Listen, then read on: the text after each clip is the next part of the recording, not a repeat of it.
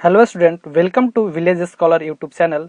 जैसा कि आपको पता है कि ये अपना सेशन जो है problem solve polytechnic problem solve in 10 minute.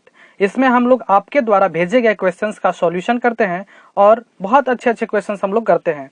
तो आज क्या है कि आज मैं थोड़ा सा क्वेश्चंस का संख्या बढ़ा दिया हूँ।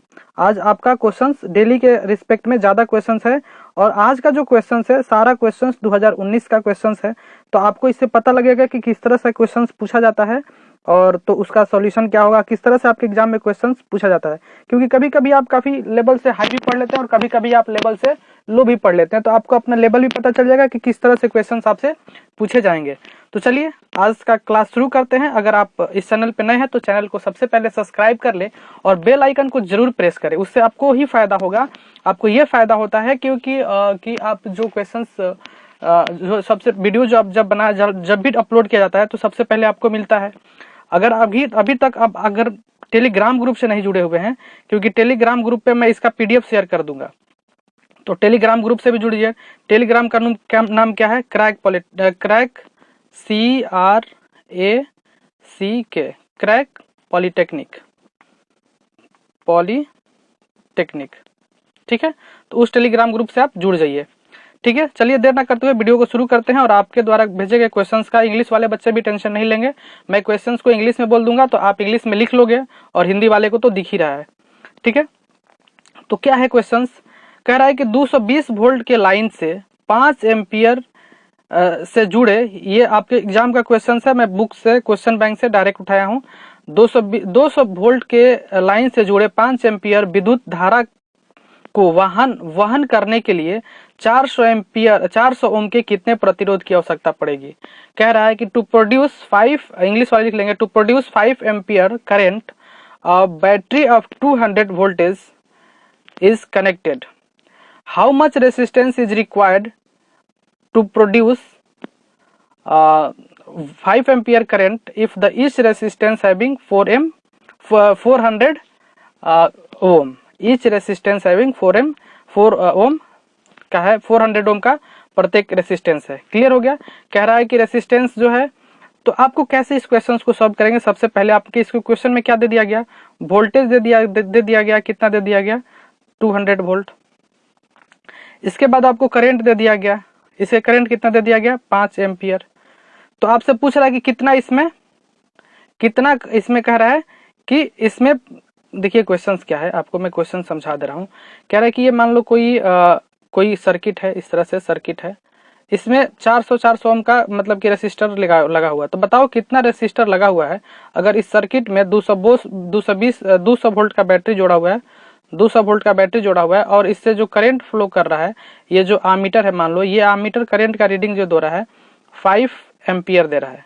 तो पूछ रहा है कि इसमें कितना, आमीटर जो है अब जो करंट का रीडिंग दे रहा है 5 एम्पियर दे रहा है, तो पूछ रहा है कि इसमें कितना रेसिस्टर लगा होगा। तो सबसे पहले आप तो ये निकालो कि इस सर्किट में पूरा करंट बहाने के लिए, 5 एम्पियर का करंट बहाने के लिए कितना रेसिस्टेंस, कितना प्रतिरोध की आवश्यकता होगी। तो रेसिस्टेंस इक्वल्स टू क्या होता है? आई इक्वल्स टू क्या होता है? V by R. आपको आई भी पता है, भी पता है, तो आर निकल जाएगा। आई कितना पता है? आई कितना पता है? देखिए आई कितना है पता है? I equals to V by R में लगा दूं तो आई के जगह पे कितना है? 5 एम्पियर। V के जगह पे कितना है? 200। आर के जगह पे कितना हो जाएगा? ये आर हो जाएगा। इसके नीचे क्या है? कुछ नहीं तो 1 है। ये क्रॉस मल्टीप्लाई, तो क्या हो जाएगा? R equals to 200 by 5। तो ये कट के कितना आ जाएगा? 40 ओम। कहने का मतलब कि इस पूरे सर्किट में, ये जो सर्किट में जस्ट अभी ड्रॉ किया था, उसमें टोटल 40 ओम का रेसिस्टेंस आना चाहिए। लेकिन मजबूरी ये है कि आपके पास जो रेसिस्टर है वो 400 ओम का है। अब उसको आप कैसे तोड़ फोड़ के सीरीज में लगाओगे कि पैरेलल में लगाओगे, और कितना रेसिस्टर लगाओगे कि उसका जो इक्विवेलेंट रेसिस्टेंस है, जो मतलब कि फाइनल प्रतिरोध है, वो 40 ओम है। तो अब आपको पता है कि प्रतिरोध को हम लोग दो तरह से जोड़ सकते हैं। एक तो श्रेणी क्रम में जोड़ सकते हैं और एक श्रेणी क्रम में जोड़ सकते हैं और एक समानांतर क्रम में, मतलब एक सीरीज में और एक पैरेलल में। तो सीरीज में रेसिस्टर इक्विवेलेंट रेसिस्टेंस जोड़ते हैं तो कैसे निकालते हैं? R1 plus R2 plus R3, मतलब जितना रेसिस्टर है उसको प्लस, जितना रेसिस्टर है उसको जोड़ते जाते हैं। लेकिन पैरेलल में कैसे जोड़ते हैं? 1 by R equivalent equals to 1 by R1 plus 1/R2 plus 1/R3 plus और भी रहेगा तो डॉट डॉट डॉट। इस तरह से जोड़ते हैं ये सीरीज और ये पैरेलल। अगर आप करंट इलेक्ट्रिसिटी वाला मेरा लेक्चर देखे होंगे तो आपको उसमें देखने को मिल जाएगा। तो अब कैसे इसको अब इस तरह से जोड़े कि इस तरह से जोड़े, बहुत देखिए क्वेश्चन बहुत अच्छा है, समझना बहुत जरूरी है, क्योंकि सिर्फ ये क्वेश्चन बनाना हमारा उद्देश्य नहीं है। क्वेश्चन इस टाइप का अगर क्वेश्चन आ जाए तो छोड़ के आना उद्देश्य नहीं है। तो अब देखिए 400 ओम का आपके पास रेसिस्टर है। अब आप सोचिए कि सीरीज में जोड़े कि पैरेलल में जोड़े। तो देखिए सीरीज में जोड़िएगा तो 400 प्लस 400, मान लीजिए तीन आपको लगा कि 3 रेसिस्टर ले लूँ, 2 ले लूँ, तो सबको जोड़िएगा तो 400 प्लस 400 400 800 1100 1200 इस तरह से आएगा। और जब आप ऑप्शन देखने जाते हैं तो मैं आपको बताया हूँ कि देखिए ऑप्शन में आपको क्या दिया गया है, 20 ओम दिया गया है, 5 ओम दिया गया है, 10 ओम दिया गया है और ये क्या दिया गया है, 1 ओम दिया गया है।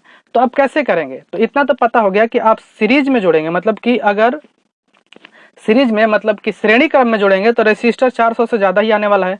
तो ये तो क्लियर हो गया कि श्रेणी क्रम में हम लोग नहीं जोड़ेंगे, जब भी जोड़ेंगे तो समानांतर क्रम में मतलब कि पैरेलल में जोड़ेंगे।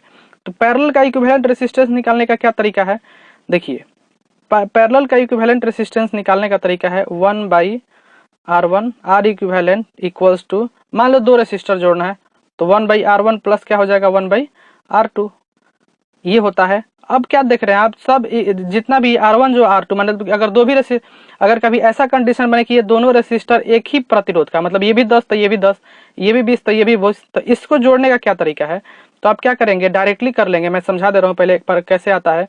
R equivalent equals to 1/R, मान लो इसका भी प्रतिरोध R है, इसका भी प्रतिरोध क्या है R है, तो दोनों का एलसीएम निकालेंगे तो कितना आ जाएगा R, ये 1 प्लस 1 तो क्या हो जाएगा 2/R। अब क्या देख रहे हैं 1/R इक्विवेलेंट इक्वल्स टू क्या आ गया 2/R। तो 2 प्रतिरोध था तो 2/R हो गया। 3 प्रतिरोध रहता, देखिए एक 1/R रहता तो यहाँ पे R होता, फिर एक 1 हो जाएगा 3/R हो जाता, 4 रहता तो 4/R रहता। तो इस क्वेश्चन में हम मान लेते हैं कि N प्रतिरोध है हमारे पास 40 ओम का, 400 ओम का N प्रतिरोध है, तो 1/ पहले फॉर्मूला आप लिख लीजिए, इस तरह के पूछेगा कितना प्रतिरोध रहेगा, तो 1/R इक्विवेलेंट इक्वल्स टू, मान लेते हैं कि N प्रतिरोध रहेगा और उस सबका क्या है रेसिस्टेंस R है। तो इस फार्मूला से आप इसको कैलकुलेट कर सकते हैं, क्योंकि अभी मैं आपको दिखा दिया कि 2 था तो 2/R आता है, 3 आया था 3 था तो 3/R। मैं जनरली मान लिया कि N प्रतिरोध था तो N/R हो गया। अब अपने क्वेश्चंस पे चलते हैं। आपके क्वेश्चंस में जो जोड़ने के बाद फाइनली कितना होना चाहिए, R इक्विवेलेंट इक्वल्स टू क्या होगा, मान लिए कि N प्रतिरोध था और हर प्रतिरोध कितना का है 400 ओम का, तो इसके 4 लिख दिया। अब 1/R इक्विवेलेंट कितना आना चाहिए जोड़ने के बाद, तो 40 आना चाहिए आपको, इक्वल्स टू N/400। अब इसको आप क्रॉस मल्टीप्लाई करेंगे, जब आप इसको क्रॉस मल्टीप्लाई करेंगे तो ये कितना हो जाएगा, क्रॉस मल्टीप्लाई करेंगे तो कितना हो जाएगा 400 इक्वल्स टू 40N, ठीक है 400 इक्वल्स टू 40N। तो यहाँ पे लिख लीजिए आप N इक्वल्स टू क्या हो जाता है 400,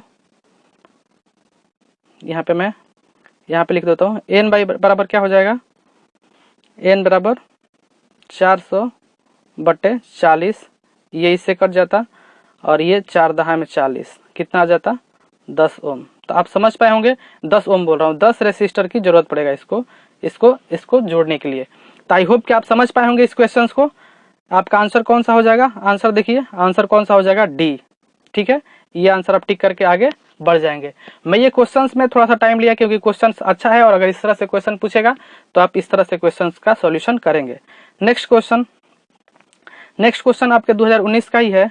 यहाँ पे मैं नेक्स्ट क्वेश्चन लिखा हुआ है कि 2 लेंस है, ठीक है 2 लेंस है, एक 25 सेंटीमीटर, एक का फोकस दूरी दिया है 25 सेंटीमीटर और दूसरे का फोकस दूरी दिया है, एक का 20 सेंटीमीटर दिया हुआ है, दूसरे का 25 सेंटीमीटर दिया हुआ है, और एक उत्तल है और दूसरा क्या है अवतल है। तो इसका संयोजक फोकस क्या होगा, तो देखिए इसका संयोजक फोकस जो होता है क्या होता है, संयोजक फोकस जब इसको निकालते हैं, आपको मैं पावर का फॉर्मूला बताया था कि पावर इक्वल्स टू क्या होता है 1/F, और पावर सब 2-3 लेंस हो अगर उसको पावर निकालना हो संयोजक पावर, तो आप क्या कर सकते हैं, पावर टोटल का पावर निकालने के लिए आप क्या करते हैं P1 plus P2, total power निकालने के लिए P टोटल निकालने के लिए आप क्या करते हैं P1 plus P2 plus P3, जितना भी पावर दिया है सबका पावर क्या करोगे जोड़ दोगे। लेकिन यहाँ पे फोकस दिया तो फोकस टोटल निकालने के लिए इसको होता है 1/F total equals to 1/F1 plus 1/F2 plus 1/F3, इस तरह से होता है, क्लियर है। तब आपको इसमें 2 फोकस है, तो आप देख लीजिए क्लियर है। ये फोकस निकालने का तरीका है, और एक से ज़्यादा पावर दिया रहेगा तो इस फॉर्मूला से जोड़ लेंगे, और एक से ज़्यादा फोकस दिया रहेगा तो इस फॉर्मूला से जोड़ लेंगे। अब इसमें क्वेश्चंस में क्या है आप देख लीजिए। मैं पहले तो आपको यहाँ पे दिखा दूँ कि एक जो है एक उत्तल दर्पण बोला है। इंग्लिश वाले बच्चों एक बार क्वेश्चन समझ लें कि 2 lens, one have the focus 20 centimeter which is convex lens and other has focus 25 centimeter which is concave lens. Find their equivalent focus. तो इक्विवेलेंट फोकस निकालने के लिए हम क्या फॉर्मूला बताया अभी कि 1/f1 प्लस 1/f2। तो f इक्विवेलेंट क्या हो जाएगा, f equivalent 1/f equivalent equals to क्या हो जाएगा 1/f1 plus 1/f2, sorry 1/f1 plus 1/f2। तो आपका क्या हो जाएगा 1/f1 के जगह पे कितना दिया है 20 प्लस 1/f2 के जगह पे कितना दिया है 25। अब आप देखिए किसका फोकस, इस तरह से आप इसको जोड़ के और इसका इक्विवेलेंट फोकस निकाल लेंगे। इसमें ऑप्शन नहीं दिया गया है तो जो आंसर आएगा आप टिक कर लेंगे। क्लियर है। नेक्स्ट क्या है, नेक्स्ट कह रहा है कि ओम के नियम के अनुसार V इक्वल्स टू IR है। तब ओम्स का नियम जब हम आपको बता रहे थे तो बताए थे कि ओम का नियम क्या है। ओम्स का नियम था V directly proportional to I। V directly proportional to I होता है ओम्स का नियम। जब ये होता है V directly proportional to I, तो मैं थोड़ा समझा दूं ओम्स का नियम।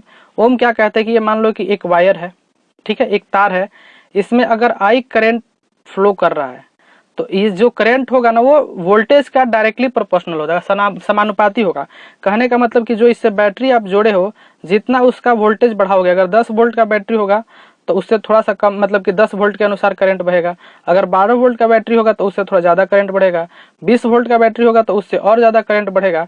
मतलब कहने का जैसे जैसे वोल्टेज बढ़ाओगे वैसे वैसे करंट बढ़ेगा, मतलब जैसे जैसे वोल्टेज बढ़ाओगे वैसे वैसे विद्युत धारा बढ़ेगा। ओम्स का यही नियम था। तो जैसे जैसे करंट बढ़ाओगे तो मतलब वोल्टेज जो हो रहा है वो डायरेक्टली प्रोपोर्शनल टू क्या हो रहा है, करंट हो रहा है। Voltage is directly proportional to current, ये था ओम्स का नियम। वहीं से voltage equals to directly proportional to current कहने के बाद voltage is directly proportional to current लिखने के बाद ये जो डायरेक्टली का साइन हटता है इसके जगह पे अगर आप इक्वल लाते हो तो इसके बदले में एक कांस्टेंट आता है, एक स्थिरांक आता है, V इक्वल्स टू IR होता है। ये R क्या है, स्थिरांक है, कांस्टेंट है, जिसको हम लोग क्या बोलते हैं इंग्लिश में रेसिस्टेंस बोलते हैं और हिंदी में क्या बोलते हैं, प्रतिरोध बोलते हैं। आई होप कि आप समझ पाए होंगे। चलिए नेक्स्ट क्वेश्चन पे चलते हैं। नेक्स्ट क्वेश्चन क्या है, नेक्स्ट क्वेश्चन है आपका कि एक चालक में 5 मिनट में 15 कूलाम्ब के आवेश प्रवेश करते हैं और 1500 कूलाम्ब के आवेश निकलते हैं, तो विद्युत धारा क्या है।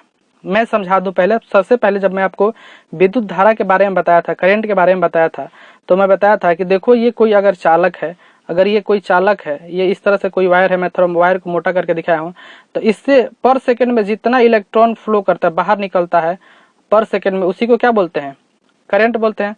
तो करंट इक्वल्स टू क्या बोलते हैं कि इलेक्ट्रॉन को मतलब मान लो Q चार्ज निकला T समय में, तो I इक्वल्स टू Q/T में बताया था। तो वही कह रहा है कि इस चालक से 1500 कूलाम्ब हमेशा चार्ज जा रहा है हर 5 मिनट में। कितना देर में दिया हुआ है आप देख लीजिए, हर 5 मिनट में 1500 कूलाम्ब का चार्ज जा रहा है। 5 मिनट ही दिया हुआ ना, हाँ 5 मिनट में 1500 कूलाम्ब का चार्ज फ्लो कर रहा है, इसमें एंटर कर रहा है और उससे बाहर भी निकल रहा है। ये दिया गया है कि ये जो है ना, ये वायर है, इससे हर 5 सेकंड में 1500 कूलाम्ब चार्ज जो है बाहर निकल रहा है हर 5 मिनट में, हर 5 मिनट में। तो आप इससे करंट बताओ। तो करंट इक्वल्स टू क्या होता है, current equals to I equals to क्या होता है Q/T। तो Q कितना, धारा कितना फ्लो हो रहा है 1500, कितना हो गया, धारा कितना फ्लो कर रहा है 1500। मैं यहाँ पे लिख दूं I इक्वल्स टू 1500 बटा टाइम कितना दिया हुआ है 5 मिनट दिया गया है। तो आपको पता है कि जब भी आप SI यूनिट में करते हैं तो टाइम का क्या होता है, SI यूनिट क्या होता है, करंट जब आप निकालेंगे, एम्पियर में आपका ऑप्शन दिया हुआ है, तो करंट जब एम्पियर में निकालेंगे तो आपको इसका जो ये समय का भी यूनिट मतलब कि इसमें रखना पड़ेगा SI यूनिट, और समय का SI यूनिट क्या होता है, सेकंड होता है। तो 5 मिनट में कितना सेकंड होगा, 5 गुने 60, क्योंकि 1 मिनट में 60 सेकंड होता था, 5 मिनट में 5 गुने 60, तो इसको 5 गुने 60 कर देंगे। इसका देखिए 5 से कट जाएगा, 5 तिहाई 15, 300, और 1 0 से 1 0 कट जाएगा, और 6 5 30, तो कितना आ जाएगा, करंट इक्वल्स टू कितना आ जाएगा, 5 एम्पियर। आई होप कि आप समझ पाए होंगे। और 5 एम्पियर कौन सा ऑप्शन है, देखिए बी आंसर है। इंग्लिश में मैं क्वेश्चन नहीं बोला था क्या, मैं इंग्लिश वाले बच्चों के लिए क्वेश्चन बोल दूं कि a conductor in each 5 seconds 500 coulomb charge is enter and 500 coulomb charge is exist, then find the electric current flowing in that conductor, I hope कि आप समझ पाए होंगे, ये क्वेश्चंस था आपका। नेक्स्ट कह रहा है कि यदि वायु से जल का अपवर्तनांक 4/3 है, तो जल से वायु का अपवर्तनांक पूछ रहा है। कह रहा है कि वायु से जल का अपवर्तनांक 4/3 है। इंग्लिश वाले, यदि air to water refractive index is 4/3, then अपवर्तनांक, हाँ, refractive index is 4/3, then find the water to air refractive index. तो मैं आपको पहले भी एक क्वेश्चन जब ये करा रहा था कि अगर वायु से जल दिया गया है और जल से वायु पूछ रहा है, तो आप उसको उल्टा कर देंगे, तो क्या हो जाएगा, 3/4। 4/3 का उल्टा कितना हो जाएगा, 3/4। यहाँ पे पहले वायु आ रहा था, फिर जल आ रहा था, यहाँ पे पहले जल आ रहा है, फिर वायु आ रहा है, तो उल्टा आ रहा है, तो उसको सिर्फ चिपचाप उसके वैल्यू को उल्टा कर देंगे, और ये 4/3 आपका आंसर हो जाएगा। नेक्स्ट क्वेश्चंस, ये सारे क्वेश्चंस 2019 के हैं। आप आपके पास जो भी क्वेश्चंस बैंक है उस पे आप देख सकते हैं। मुझे जो भी क्वेश्चंस अच्छा लगा वो मैं ले लिया। कल से और क्वेश्चंस का संख्या अगर आप कहेंगे तो मैं बढ़ा दूंगा, ठीक है। नेक्स्ट क्या है, जल में आंशिक रूप से डूबी हुई पेंसिल जल के आंतरिक पृष्ठ पर प्रत्यास्थापित प्रतीत होता है, यह किसके कारण। कह रहा है कि a pencil is if a pencil is submerged in water, then on the surface of water the pencil looks like क्या, वो क्या, bend, टेढ़ा हो जाता है, look like bended, then what is the cause behind it, और क्या कह सकते हैं, what phenomena of light is occurring behind it, इसके पीछे कौन सा कारण होता है। तो मैं आपको बताया था कि देखो लाइट का एक 2-3 घटना होता है, अपवर्तन, परावर्तन और परावर्तन हम लोग पढ़े थे। तो अगर यहाँ पे कोई सरफेस पे लाइट आया और यहाँ से पढ़ के यहाँ पे लौट गया, तो इसको क्या कहते हैं, अपवर्तन कहते हैं। प्रकाश का परावर्तन कहते हैं। और अगर इस सरफेस पे कोई लाइट आया और इसमें अंदर चला गया, मतलब कि एक माध्यम से, ये पहला माध्यम था, ये दूसरा माध्यम था, एक माध्यम से दूसरा माध्यम में चला गया, तो इसको लाइट का अपवर्तन कहते हैं। और एक पहले माध्यम में था और पहले माध्यम में ही चला आया, तो उसको क्या बोलते हैं, लाइट का परावर्तन बोलते हैं। तो जब एक माध्यम से दूसरे, देखिए लाइट जा रही है, यहाँ पे मान लो ये बाल्टी था, इसमें पानी भरा हुआ था, जब इसमें आप पेंसिल डुबाओगे तो ये पेंसिल क्या होता है, टेढ़ा दिखाई देता है। क्यों, क्योंकि लाइट जो है एक माध्यम से दूसरे माध्यम में चलता है तो अपने नॉर्मल से दूर चला जाता है या नॉर्मल के तरफ झुक जाता है। तो चूंकि एयर क्या है, विरल माध्यम है, और वाटर क्या है, सघन माध्यम है। एयर क्या है, रेयरर है, वाटर क्या है, डेंसर है। तो रेयरर से डेंसर में जा रहा है, तो ये अभिलंब की तरफ झुक जा रहा है, तो क्या होगा, ये झुका हुआ, तो यहाँ पे प्रकाश के अपवर्तन का घटना घटेगा। आई होप कि आप समझ पाए होंगे। रिफ्लेक्शन ऑफ लाइट, ऑप्शन में reflection of light. Next question है, आवर्त सारणी का द्वितीय उच्चतम विद्युत ऋणात्मक तत्व कौन सा है। द्वितीय उच्चतम विद्युत ऋणात्मक तत्व कौन सा है। मैं प्रथम बताया था और आज भी प्रथम ही बताऊंगा। द्वितीय का आंसर आपको देना होगा। आप कमेंट बॉक्स में कमेंट करके आप यहाँ पे देंगे। अगर आप नहीं बताएंगे तो मैं अगले क्लास में इसको बता दूंगा। इंग्लिश में बोल दूं कि in a periodic table which element have second most electronegative atom, fluorine, chlorine, oxygen और नाइट्रोजन। फ्लोरीन। नेक्स्ट क्वेश्चन है कि आधुनिक आवर्त सारणी खालिया स्थान के नियम पे आधारित है। कह रहा है जो मॉडर्न पीरियोडिक टेबल है वो किस नियम पे आधारित है। कह रहा है कि modern periodic table is based on परमाणु भार, परमाणु संख्या, परमाणु भार संख्या, परमाणु संख्या और इलेक्ट्रॉनिक विन्यास। इंग्लिश में बोले तो atomic weight, weight number, atomic number और इलेक्ट्रॉनिक कॉन्फ़िगरेशन।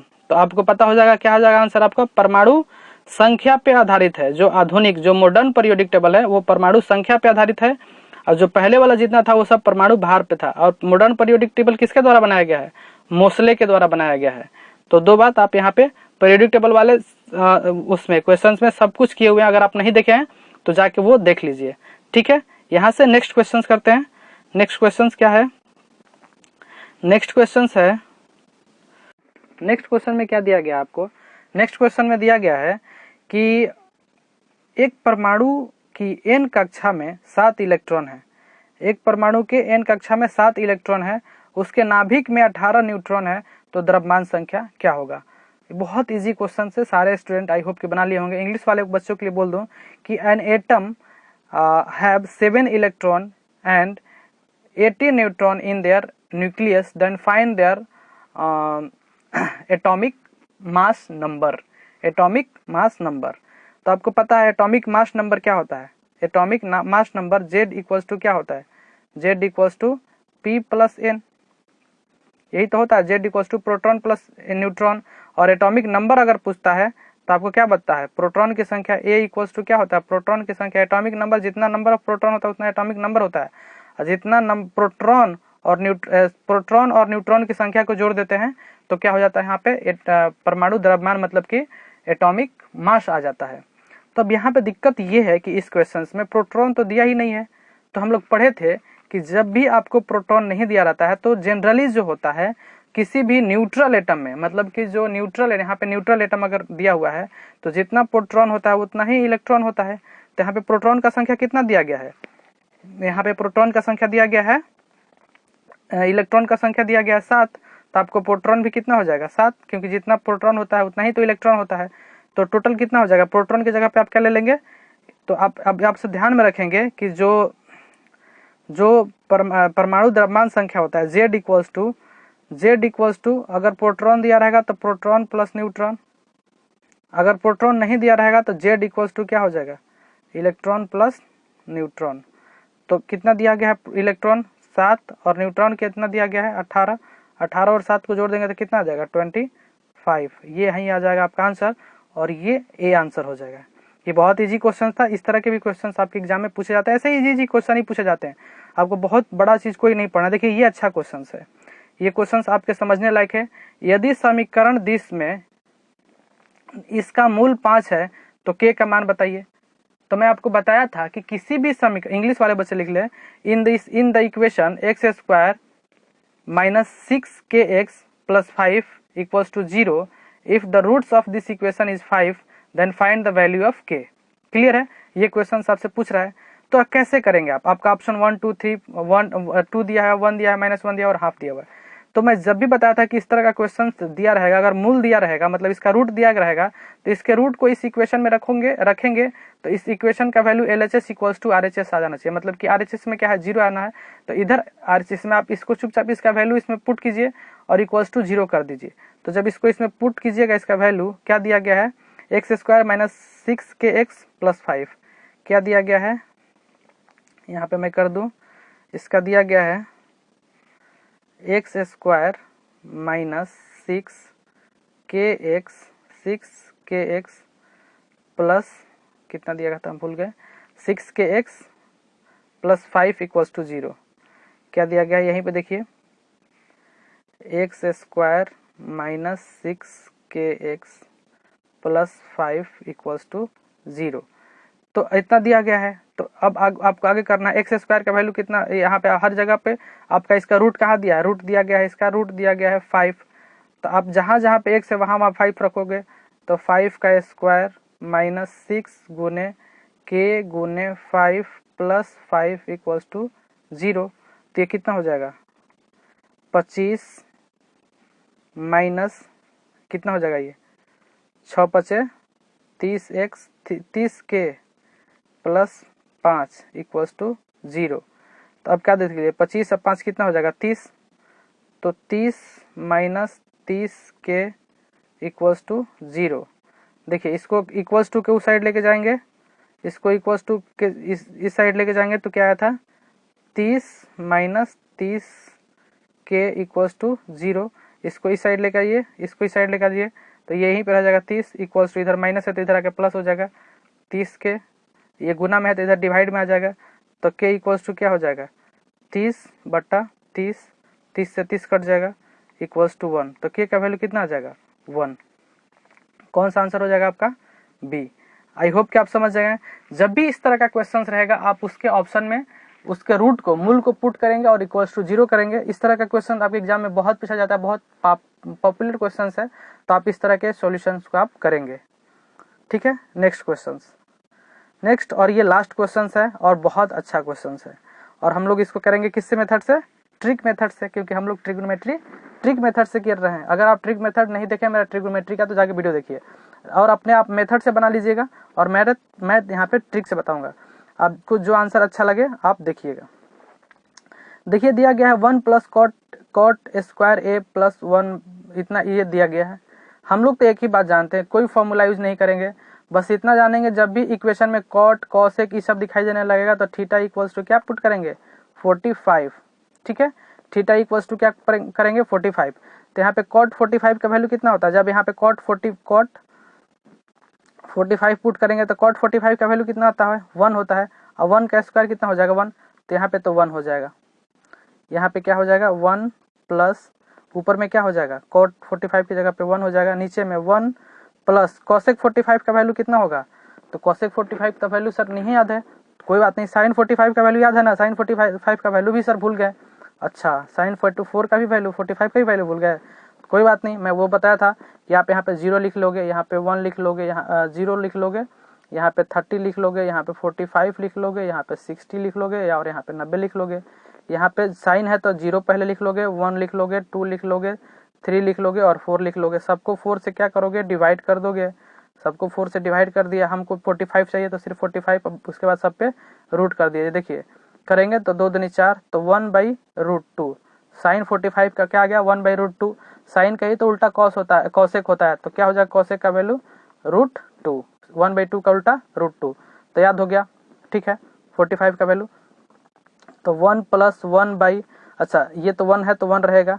ये कॉस इसका कॉसेक 45 का वैल्यू कितना हो गया √2, तो चलो भाई √2 रख दे। अब इसको सॉल्व कैसे करें सर, कोई दिक्कत नहीं, आप इसको सॉल्व कैसे करेंगे, इसको यहाँ पे रहने दीजिए। आंसर तो सर इस तरह से आ रहा है। ठीक है, मैं इसको सॉल्व करके बता रहा हूँ कि आप कैसे इसको सॉल्व करेंगे।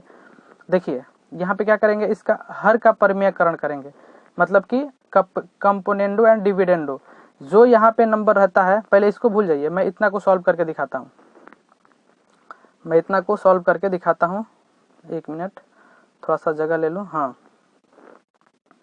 क्या था 1/1 प्लस √2। मैं इसको ऐसे लिख लूँ तो आपको कोई दिक्कत है क्या, 1/1 √2 प्लस 1, कोई दिक्कत नहीं है। प्लस में किसी को आगे किसी को पीछे लिखिए, दोनों प्लस में ही है। इसके बाद मैं इसको ऐसे कर दूं कि जो नंबर से ये है इसको इसी नंबर से गुना कर दीजिए नीचे भी, लेकिन यहाँ पे प्लस है तो यहाँ पे माइनस ले लीजिए। जब इतना नीचे करेंगे तो उतना ऊपर भी करना पड़ेगा। 1 मिनट में थोड़ा सा यहाँ पे कम स्पेस पड़ गया। 1 यहाँ पे क्या हो गया 1/√2 प्लस 1 इंटू √2 माइनस 1 इंटू, जब इससे मल्टीप्लाई किए तो ऊपर भी √2 माइनस 1 से मल्टीप्लाई करना पड़ेगा। देखिए ये प्लस बी इंटू ए माइनस बी, तो क्या हो जाएगा नीचे ए स्क्वायर माइनस बी स्क्वायर, तो क्या हो जाएगा √2 माइनस 1/2 माइनस 1, तो क्या हो जाएगा 2 माइनस 1 कितना हो जाएगा 1 हो जाएगा। तो √2 माइनस 1 आ गया इतना सॉल्व करने के बाद।